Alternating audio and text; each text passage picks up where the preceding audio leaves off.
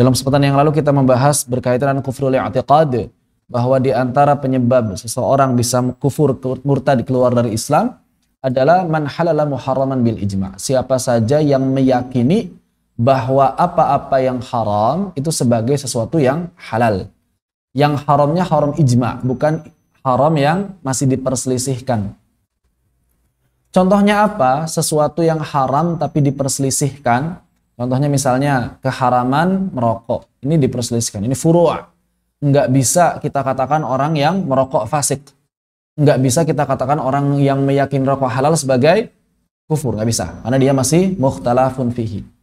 Termasuk diantaranya misalnya masalah mendengarkan alat musik. Ini mukhtalafun fihi. Kemudian masalah mencukur habis jenggot. Ini mukhtalafun fihi. Atau masalah memanjangkan kain di bawah mata kaki. Ini mukhtalafun fihi. Dan kita harus jujur dalam ilmu bahwa perkara-perkara yang ijma kita katakan ijma, perkara-perkara yang mukhtalafun fihi kita katakan itu mukhtalafun fihi. Dalam masalah amal silahkan kalau antum meyakini itu wajib, tapi jangan memvonis orang lain yang tidak meyakini itu wajib. Ya, itu penting. Dan selain yang haramnya ini mesti yang ijma, maka mesti yang ma'luman minad dini bid-darurah. Mesti perkara yang disepakati oleh kaum muslimin plus pasti diketahui oleh orang-orang awam bahwa itu haram.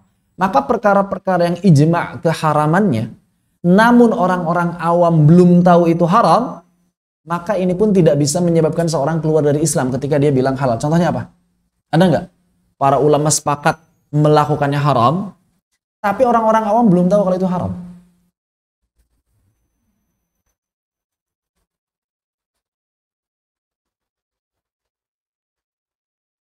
Apa? Kalau riba, ya kalau riba mungkin 20-30 tahun lalu mungkin bisa. Tapi kalau sekarang hampir nggak bisa dikatakan, kecuali masalah bunga riba atau bukan.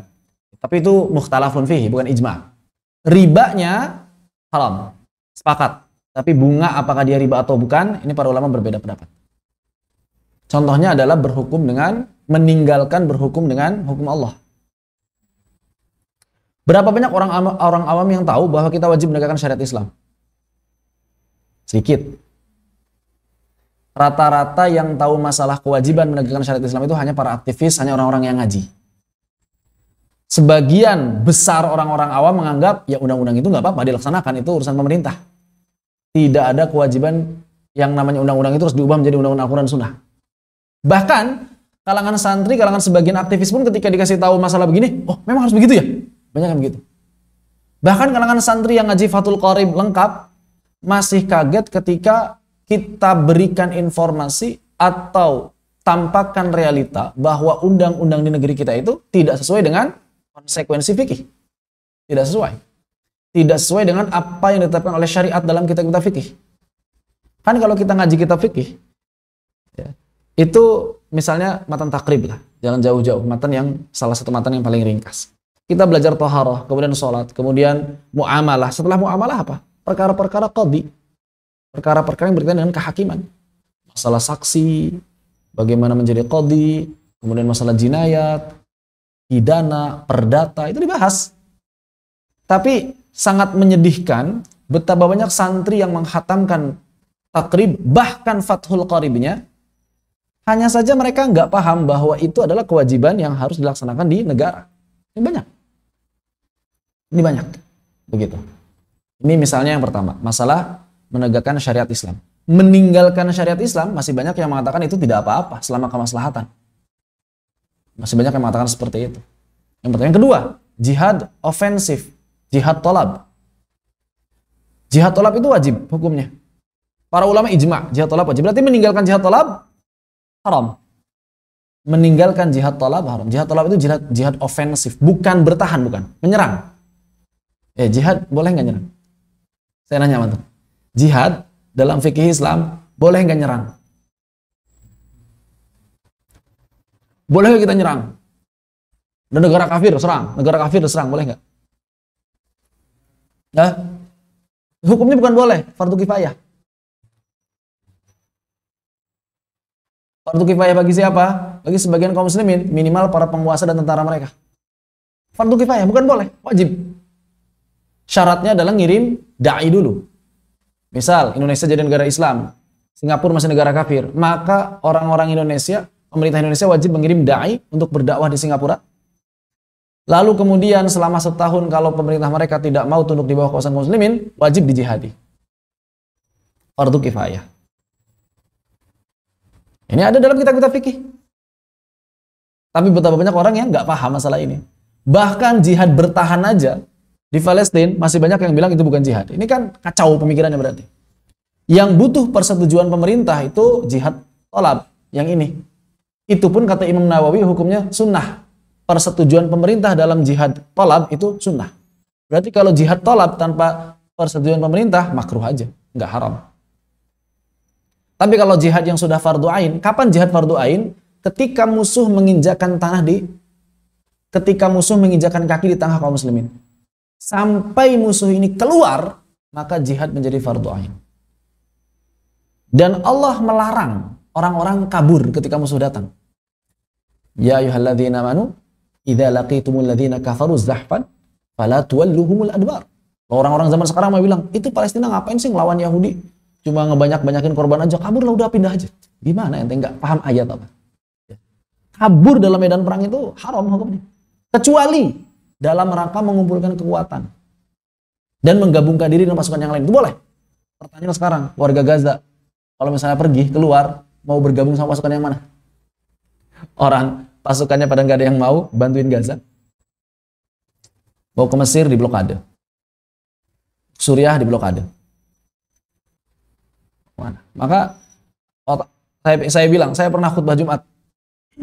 Cuma orang-orang yang otaknya rusak gitu, dan orang-orang bodoh yang mengatakan warga Palestina harus hijrah. Ada yang protes pas selesai khutbah. Ustaz, itu yang bilang begitu ulama. Ente salah baca fatwa kata saya gitu. Ente salah baca fatwa. Justru harus disampaikan supaya orang-orang gak ikut rusak kata saya. Supaya orang-orang gak ikut dibodoh-bodohi. Itu ada yang marah. Masa orang lagi jihad disuruh hijrah? Haram. Haram hukumnya. Keluar dari medan perang itu haram. Tapi kaum muslimin ini kan sedikit kan.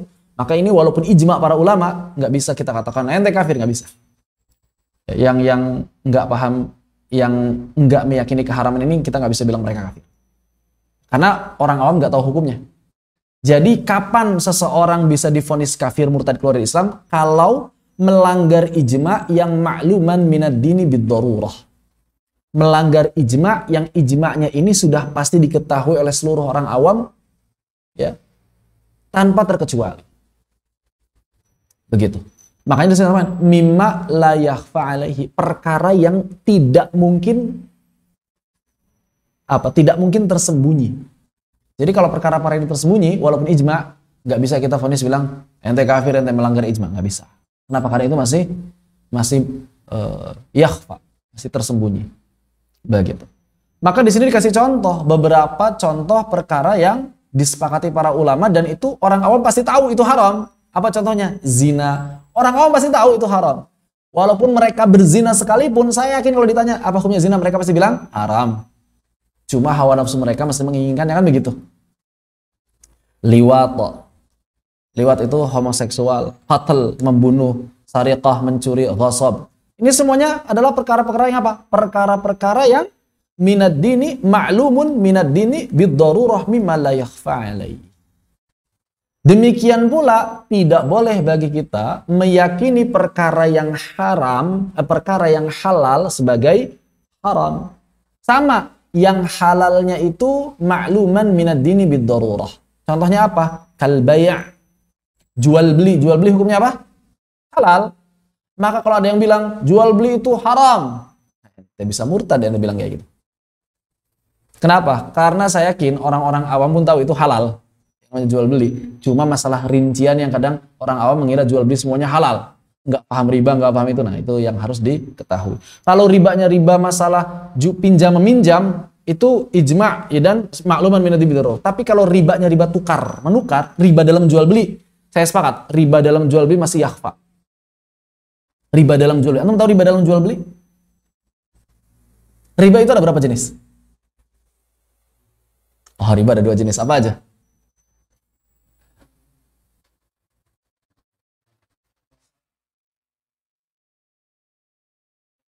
Riba itu ada dua jenis.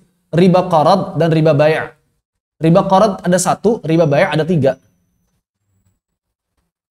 Jadi ada empat. Riba bai' ada tiga. Riba nasa, riba fadl, dan riba yad. Riba nasa, riba fadl, riba yad. Nggak paham kan orang awam kan? Padahal para ulama sepakat ini haram. Nah, maka yang meyakini bahwa ini halal, kita nggak bisa vonis mereka kafir. Karena masih tersembunyi. Masih tersembunyi masalah riba yang ini.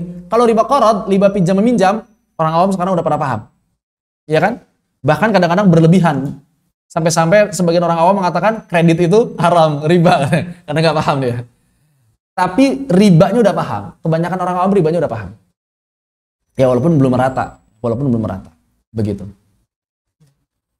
Tapi masalah riba bai', wah, ya banyak santri bahkan para ustadz aja nggak paham kok ketika diajak ngobrol riba bai'. Makanya beberapa kali ya ketika membahas masalah fikih muamalah dalam kitab-kitab klasik itu banyak yang penjelasannya agak-agak menyimpang. Jadi nggak sesuai dengan maksud dari kitab. Terutama biasanya santri-santri yang baru lulus sih, biasanya. Kalau ngejelasin itu agak kurang menukik istilahnya gitu ya. Begitu. Masalah riba bai'. Seperti itu. Dan contoh yang lain yang dihalalkan adalah nikah. Satu bagi perempuan, laki-laki berapa? 4 bagi laki-laki. Maka pernikahan yang kelima haram. Yang harus sepakat. Pernikahan ke-6 haram. Oh, tapi ada kok kiai istrinya 9. Haram jelas. Kan Nabi 9. Gak bisa begitu. Para ulama sepakat ijma' yang namanya laki-laki batasnya 4 dalam satu waktu. Dalam satu waktu. Kalau misalnya dia mau nikah lagi, maka harus diceraikan yang lainnya. Begitu. Hanya 4. Yang halal hanya 4. Ya, kalau budak nggak ada batasan. Tapi masalah pernikahan yang halal hanya 4. Dan ini harus diyakini. Halal. Jangan ditentang. Masalah melakukan atau tidak, itu urusan lain. Tapi masalah keyakinan terhadap kehalalannya wajib diyakini. Ini hukumnya mubah. Hukumnya mubah. Tapi keliru juga kalau kita katakan poligami itu sunnah dalam artian melakukannya berpahala, meninggalkannya tidak apa-apa. Bukan. Dalam fikih pernikahan, dalam kitab-kitab fikih, nikah itu hukumnya mubah, bukan sunnah. Hukumnya mubah, bukan sunnah. Kalau maknanya sunnah dilakukan Nabi, ya betul. Salah satu perbuatan yang dilakukan oleh Nabi. Seperti pakai gamis misalnya. Pakai gamis. Ini maksudnya sunnah Nabi dalam artian dilakukan oleh Nabi. Tapi apakah masuk dalam hukum fikihnya sunnah? Enggak. Begitu ya. Maka nikah mau 1, mau 2, mau 3, mau 4 itu hukum asalnya mubah. Cuma kalau niatnya baik, caranya benar, insya Allah berpahala. Begitu. Keliru juga. Saya sering lihat tulisan-tulisan orang-orang yang suka ngomporin laki-laki lain untuk poligami dengan iming-iming poligami itu sunnah. Itu keliru. Ya, nggak paham fikih berarti.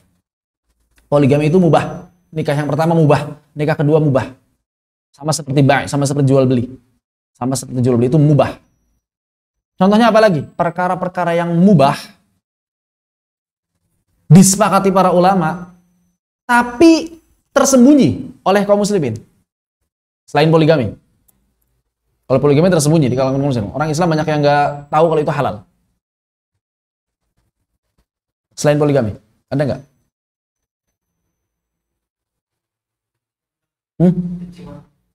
Kencing onta halalnya, para ulama beda pendapat dari sisi apakah halalnya ini daruri atau halalnya itu bukan daruri.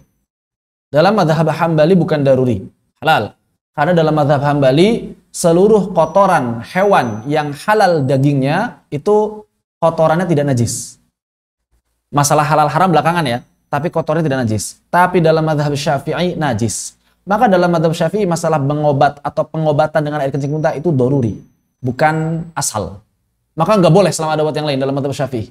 Jadi nggak bisa. Bukan ijma ini.